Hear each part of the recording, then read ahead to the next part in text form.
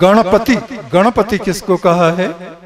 गणना जिनकी हम कर सकते हैं, देवताओं की गणना, ऋषियों की गणना, मनुष्यों की गणना। 84 लाख जोना जोन है, 33 करोड़ देवता हैं, 88,000 ऋषि हैं, 1,24,000 पैगंबर हैं।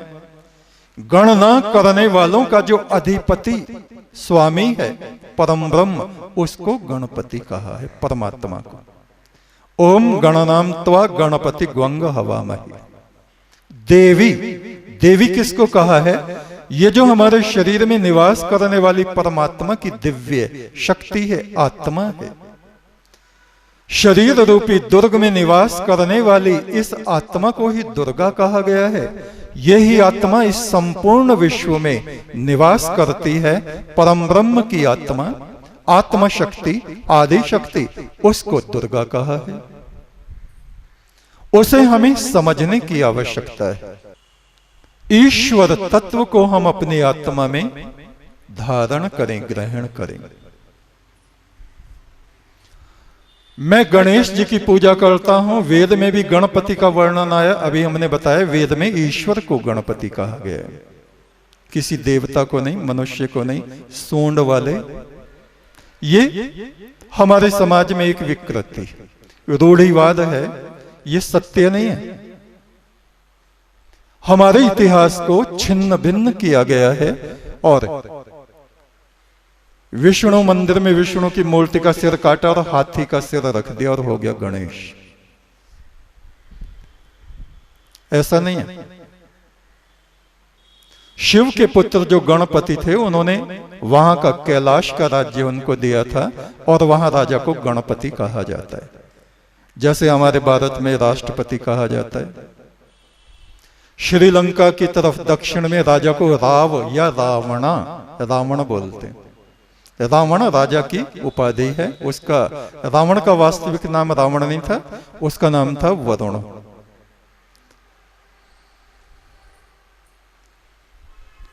तो इन बातों को हमें समझना चाहिए।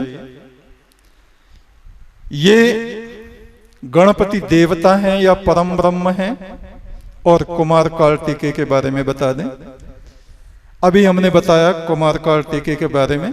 उन्होंने दक्षिण भारत में महेंद्र नगर जो है, मुर्गन नगर, वहां पर सुरापदमन के राज्य का अंत करके देव राज्य की स्थापना की थी।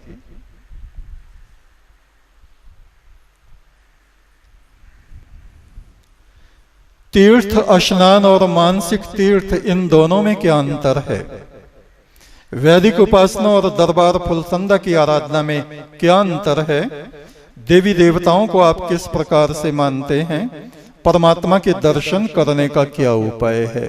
ये सबसे भयानक प्रश्न है। परमात्मा का दर्शन बहुत सरल हृदय से हम कह देते हैं, परमात्मा का दर्शन कैसे होगा, कैसे होगा, कैसे होगा? पहले हमें अपने शरीर में अपनी आत्मा का दर्शन हो जाए। हमारे शरीर में जो ये आत्मा है, इसका दर्शन कैसे होगा, पहले ये हमें सोचना चाहिए। आत्म साधना के द्वारा, आत्म ब्रह्म, आत्मसत्ता, हमारे भीतर ये कौन सा तत्व है जो हमें जीवित रखे हुए है? और जब ये निकल जाता है तो ये मुर्दा कैसे हो जाता है शरीर हमारा? इस तत्व को पहले हमें जानना पड़ता है। इस आत्मा को हमारे योगी, हमारे ऋषि, जैसे मुंजी होती, चावल के ऊपर छिलका होता है, उस छिलके को अलग करते हैं, दाना अलग हो जाता है, छिलका अलग हो जाता है। ऐसे ही योग साधना से इस आत्मा को शरीर से अलग किया जाता है, तब इस आत्मा का ज्ञान हमको होता है। साधना के द्वारा, उपासना के द्वारा, निरंतर परम ब्रह्म में एकाग्र चित्त के द्वारा, इसके लिए साधना आवश्यक होती है। जब आत्मा का हमें दिग्दर्शन होने लगेगा, अनुभूति होने लगेगी, तो फिर उस आत्मा में स्थित होके हम उस परम ब्रह्म जो सबका आधार है, जो सभी आत्माओं में समाया हुआ है, जैसे धागे के मोती, धागे ने मोतियों को अपने में पिरोया हुआ है। आप देखो ये माला, धागा एक है और मोती इसमें अनेक हैं, और सब इस धागे की वजह से एक सूत्र में यानी धागे में बंधे हुए। ऐसे ही हम जितनी भी आत्माएं हैं, प्रकाश आत्माएं या अंधेरी आत्माएं या अच्छी आत्माएं, पवित्र आत्माएं, दुरात्माएं, सब उस परमात्मा रूपी धागे में पिरोई हुई हैं। इस बात का ज्ञान हमें तब होगा जब हम अपनी आत्मा को जान लेंगे, अपनी आत्मा के निकट पहुंचने का जब हम प्रयत्न करेंगे, प्रयास करेंगे। वैदिक उपासना और दरबार फलसंदा की आराधना में क्या अंतर है? कोई भी अंतर नहीं, एक ही है। केवल वेद में संस्कृत की अधिकता है और हमारे यहां हिंदी की अधिकता है। एक तू सच्चा, तेरा नाम सच्चा, यानी एको देवः, वो एक है। एकम ब्रह्म, वेद कहता है वो परमात्मा एक। तत् सत, वो ही सत्य है। हे परमात्मा तू सत्य है। सत्य कौन होता है? जो हमेशा हमेशा कायम रहता है। तेरा नाम सच्चा, यस्य नाम महद्यशः न तस्य प्रतिमा अस्ति, उस परमात्मा की कोई प्रतिमा नहीं, तस्वीर नहीं, मूर्त नहीं, उसका नाम ही महिमावंत है। जो उस प्रभु परमेश्वर के नाम को जपते हैं उनकी आत्मा प्रकाशमान हो जाती है, वे शांतिमान हो जाते हैं, वे उस प्रभु परमेश्वर के ज्ञान अमृत को प्राप्त कर लेते हैं। जो वेद में है वो ही हमारी आराधनाओं में है, उसमें रत्ती भर भी कोई अंतर नहीं है। नीलम सचदेव हैं लखनऊ से, गुरु चरणों में नमन, शुभम अस्तु। आज के पाठ में गिद्धों द्वारा नोचे जाने का वर्णन आया। इस घटना पर प्रकाश डालने की कृपा करें। कभी कभी ऐसा होता है हमारे चित्त में, किसी के भी चित्त में, उसके पिछले किसी जन्म की घटना का उदय हो जाता है। ऐसे ही बाल्यकाल में ही इस घटना का उदय हमारे चित्त आकाश में हो गया था। देवगणों का एक मंडल था, वहां एक समुद्र था। उस समुद्र में जगह जगह पर पिलर थे, वहां अलग अलग पिलर पे अलग अलग देवताओं की पहरेदारी थी, ड्यूटी लगी हुई थी। उसी से लगा हुआ असुरों का क्षेत्र था, दैत्यों का। और देवगणों के विमान जब उस समुद्र के ऊपर से उड़ते थे तो वहां एक ऐसी जगह आती थी, त्रिकोण। आज भी कोई सा सागर है, एटलांटिक या कहां, जिसमें वो ट्रायंगल है, और वहां वो विमान भी नीचे खिंच जाते हैं, डूब जाते हैं, और पानी के जहाज भी अगर उधर चले जाएं तो वो भंवर में जाके नीचे चले जाते हैं। इस तरह का कुछ है। तो वहां पे उन देवगणों का पहरा लगा हुआ था। उनके पास में एक विशेष यंत्र होता था जिससे विद्युत किरणें निकलती थी। तो मान लीजिए इधर से देवों का कोई विमान आ रहा है तो वो टॉर्च की तरह वो किरणें उस पर छोड़ते थे, और उसकी रेंज में चलते चलते पता चलता था ये रेंज मिल रही है, और उसको उस क्षेत्र से पार निकाल देते थे। और एक बार ऐसा हुआ, अग्नि, कई प्रकार की अग्नियां हैं, उनमें से एक विविध प्रकार की अग्नि जिसको पृथ्वी पर लाने की मनाही थी। देवलोक से कुछ देवगण उस अग्नि को पृथ्वी पर ले आए। मान लीजिए हम ब्राह्मण परिवार में है मैं, और मेरे परिवार के लोग, मेरे गांव में जो ब्राह्मण है वे मना करते हैं, देखो वहां पे जाके यज्ञ मत करना, उस जगह पे वे दूसरे किस्म के लोग हैं। और हमारे समुदाय में किसी के भीतर करुणा पैदा हो जाए, अपने गुरु से कहे, पिता से कहे, उन लोगों का भी तो उद्धार होना चाहिए। वे कैसी ही आत्माएं हैं, वो भी तो परमात्मा की आत्माएं हैं। पिता कहे चुप, सारे समाज से विरोध करेगा, अपने समाज का बैरी बनेगा। जब हमारे पूर्वजों ने मना किया है वहां यज्ञ नहीं करना, यज्ञ अग्नि नहीं ले जानी, यज्ञ अग्नि परम पवित्र होती है, तू असुरों में इसको ले जाएगा, उसका दंड का भागी होगा। बस वही हुआ। उस यज्ञ अग्नि को हम कुछ लोग वहां ले गए असुरों के क्षेत्र में, कि इनका भी किसी तरह से उद्धार हो जाए। परोपकार में मारे गए। वे उन असुरों ने ये समझा ये देवगणों के जासूस बन के यहां आए हैं। इतने लोग कुछ थे, एक जत्था था। उन सबको पकड़ के एक पिलर पे बांध दिया। समुद्र में एक बहुत बड़ा पिलर था, बहुत बड़ा, कई गांव उस पे बस जाएं इतने क्षेत्र में। टापू तो नहीं कह सकते, टापू नहीं था, एक पिलर था पत्थर का, और जंजीरों से बांध दिया। और वहां उनको यातना दी जाती थी। सूर्य की किरणें जैसे उदय हुआ सूर्य, और गिद्ध बहुत सारे आ गए और वो मांस खाने लगते थे उन देवगणों का। और सूर्यास्त हुआ तो देवलोक से एक विशिष्ट कुछ देवगण आते थे वो उपचार करने के लिए, और वो कुछ लगाते थे और रात रात में वे घाव भर जाते थे। सुबह फिर उनके गिद्ध आ जाते थे। गिद्ध भी वे असुर गण ही थे जो गिद्धों के रूप में आकर के परेशान करते थे, मांस खाया करते थे। बहुत वर्षों के बाद, देवताओं के तो वर्ष भी बहुत बड़े बड़े होते हैं, बहुत अधिक अधिक हजारों हजारों साल के होते हैं। बड़ी मुश्किल से उनमें सुलहनामा हुआ और हम लोगों का वहां से छुटकारा हुआ।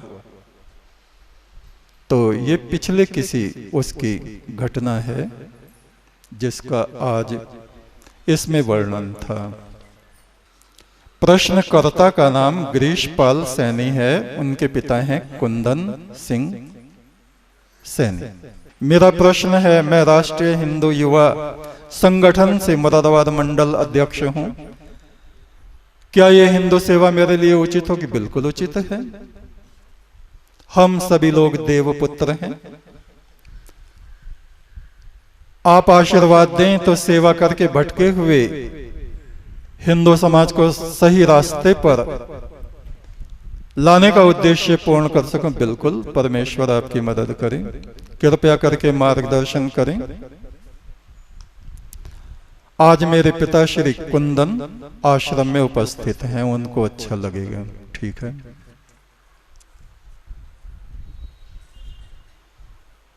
हमारे यहां वेद में जो प्रार्थनाएं हैं वो किस तरह की हैं?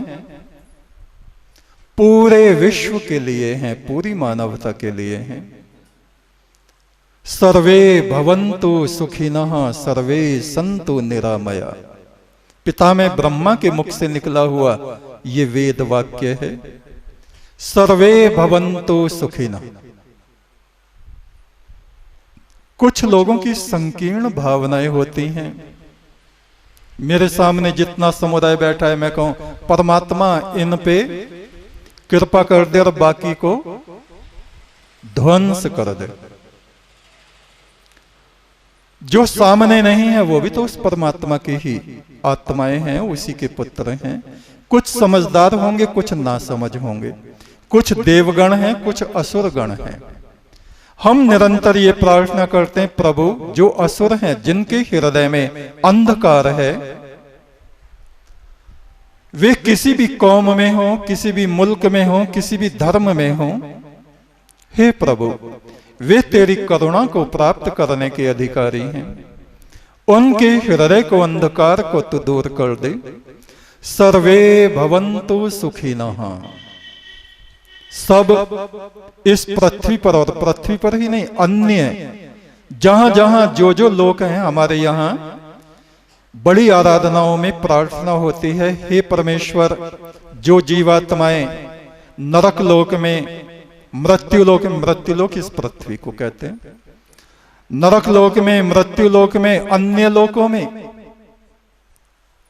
पाप और अधर्म के रास्तों पर भटक रहे हैं, हे परमेश्वर उनके लिए हम सुमरन और प्रार्थना का ये उजाला अर्पित करते हैं। उन सब के लिए तुझसे प्रार्थना करते हैं। और हमारा समुदाय जो है, खास तौर से हम देवपुत्र हिंदू, हम लोग तो बहुत ज्यादा भटके हुए लोग हैं। संसार की सबसे प्राचीन देव जाति हम लोग, देवताओं के पुत्र, लेकिन इस समय में आकर के अज्ञान का कोहरा हमारी बुद्धि पर छा गया है। इसके लिए मैं आपसे कहूंगा, आप हिंदू संगठन में हैं, वेद मंत्रों का आप जगह जगह पाठ किया करें। एकता हम लोगों में हो, जैसे पृथ्वी के कण हैं, आपस में मिले हुए हैं कण। भूमि कहीं उपजाऊ है, कहीं पथरीली है, पर ये पृथ्वी आपस में कणों में संगठित है, मिली हुई है। ऐसे ही हम लोग जात पात, ऊंच नीच, वर्ण भेद, इन बातों को मिला करके ये समझें कि हम उस ईश्वर एको देवः, उस देव परमात्मा के हम सब पुत्र और पुत्रियां हैं। हम लोग परमात्मा के नाम पर संगठित हों, अपने राष्ट्र के लिए अपना धन, अपना तन, अपना जीवन, सर्वस्व अर्पित करने के लिए उद्यत रहें, तैयार रहें। मेरे राष्ट्र का प्रत्येक व्यक्ति आत्मा से तपस्वी, शिव जैसा, हनुमान जैसा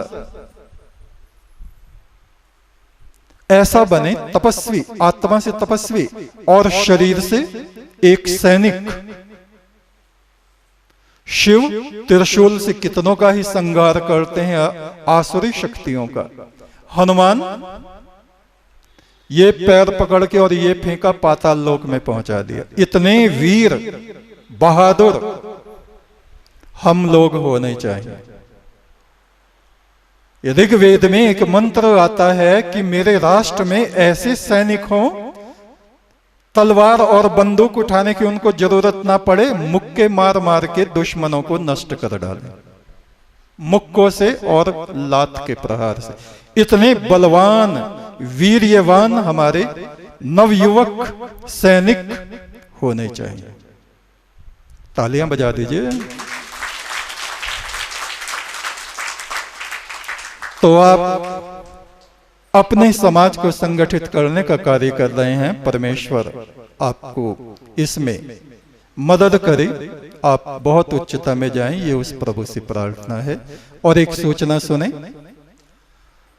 दीपावली पर यजुर्वेद का संपूर्ण यज्ञ संपन्न होने जा रहा है 11 नवंबर से 14 नवंबर के प्रातः काल तक। उसमें आप सभी लोग आमंत्रित हैं। आप आइए, घृत, सामग्री, समिधाएं ये आप लेके आइए और आहुति दीजिए, जिससे आप भी इस ईश्वरीय यज्ञ में पुण्य के भागी बन सके। एक तू सच्चा, तेरा नाम सच्चा।